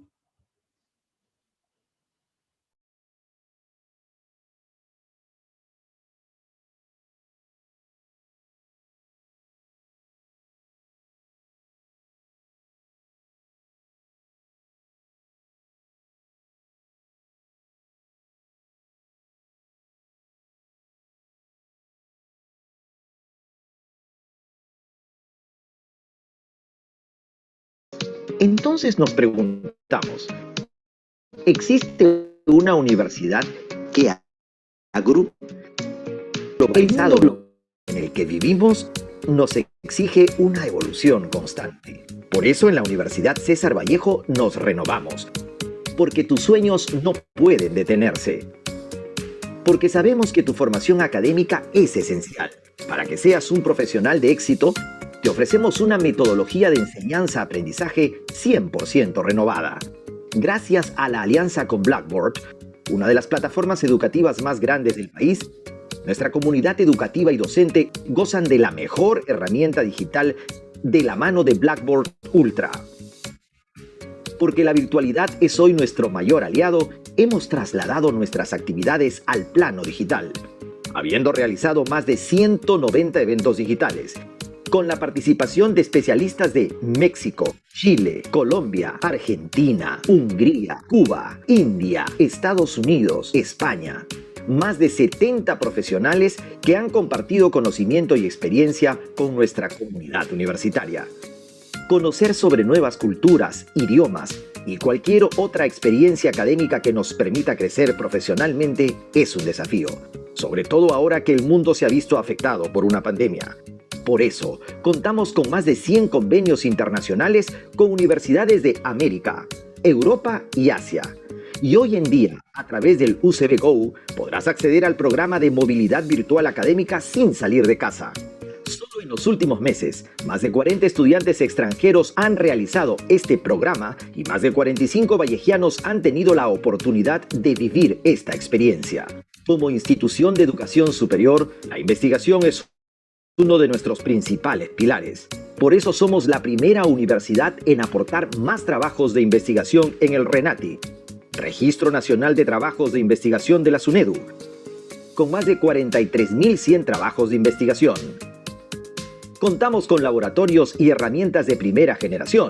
Prueba de ello es la reciente adquisición de simuladores virtuales para la Facultad de Ciencias de la Salud y para la Escuela Profesional de Ingeniería y Arquitectura, por mencionar solo algunas de ellas. Actualmente, contamos con 25 carreras de pregrado y para los egresados que quieren continuar estudiando, la Escuela de Posgrado de la Universidad César Vallejo ofrece una amplia variedad de cursos, 26 maestrías y 8 doctorados.